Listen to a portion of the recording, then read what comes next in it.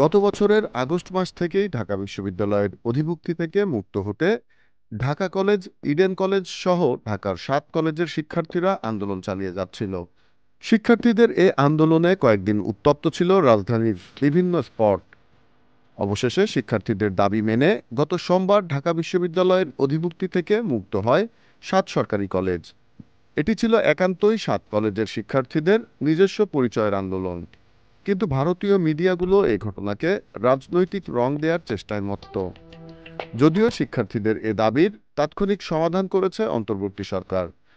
নিষ্পত্তি হওয়া সেই বিষয়টি নিয়ে উত্তেজনা সৃষ্টিতে ভারতীয় নিউজ ১৮ বাংলা সংবাদে বলছে, ছাত্র সংঘর্ষে ফের রণক্ষেত্র ঢাকা, দফায় দফায় ছাত্র সংঘর্ষে অগ্নিগর্ভ ঢাকা, ফের খেলা ঘুরছে বাংলাদেশে। মূলত খেলা ঘুরছে বলতে তারা বোঝাতে চাইছে এই আন্দোলনের মাধ্যমে বাংলাদেশে আবারও ফ্যাসিস্ট হাসিনার প্রত্যাবর্তন হতে যাচ্ছে। দিবাস্বপ্নে বিভোর ভারতীয় এসব ভুইফোর মিডিয়া শেখ হাসিনার পতনকে মেনে নিতে না পারায় প্রতিনিয়ত এ ধরনের মিথ্যা সংবাদ প্রচার করে রাজনৈতিক ফায়দা হাসিলের চেষ্টা করে যাচ্ছে। যে নিউজ, ঢাকা।